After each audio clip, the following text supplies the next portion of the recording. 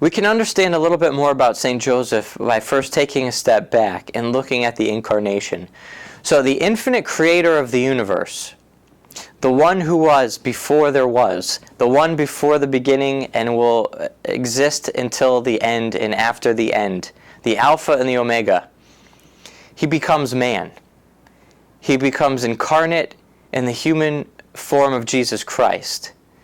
And so we have to understand that by doing so, divinity enters into our world in a material way.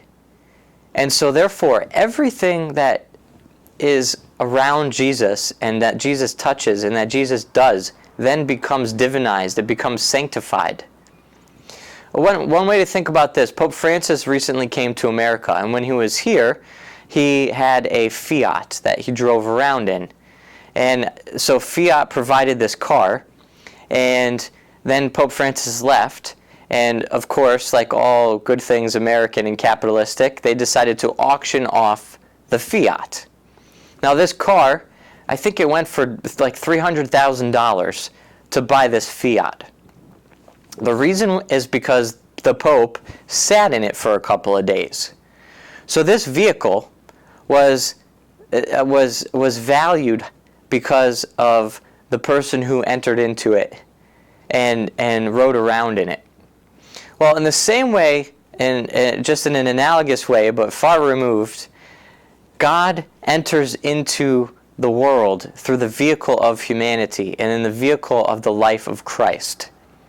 And so everything he does is then increased infinitely in value. Forget just a Fiat going for 300 grand.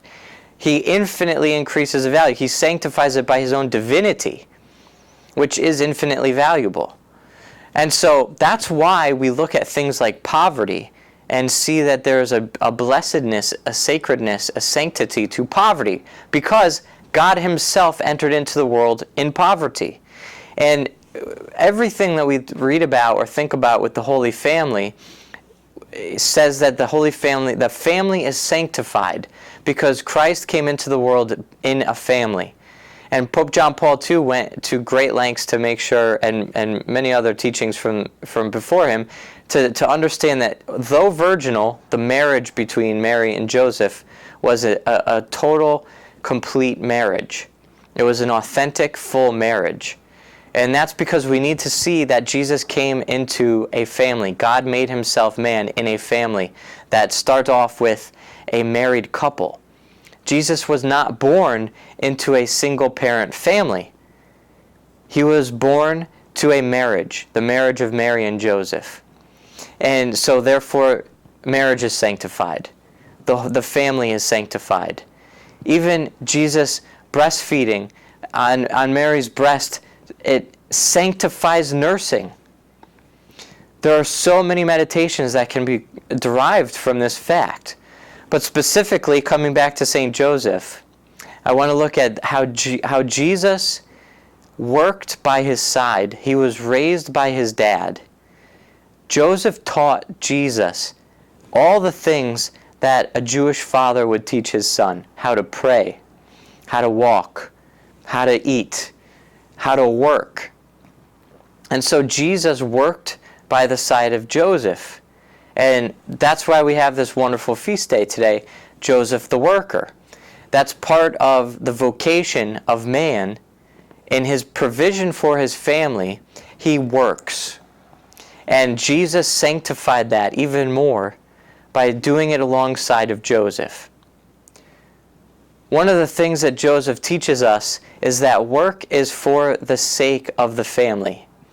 And a lot of things that the Church teaches us about the family, especially in this latest apostolic exhortation on the joy of love, the family is really a missionary ministry. The family is meant to be evangelical, to teach the world who Christ is through love. So the family is a ministry. One way to think about this then, in terms of balancing the family with work, is that if family is a ministry, most ministries are non-profit organizations, right? So if the family is a not-for-profit organization, then work is the fundraiser for the ministry. So if your job is more than just a fundraiser for your ministry, then it's quite possibly out of balance for what it really should be.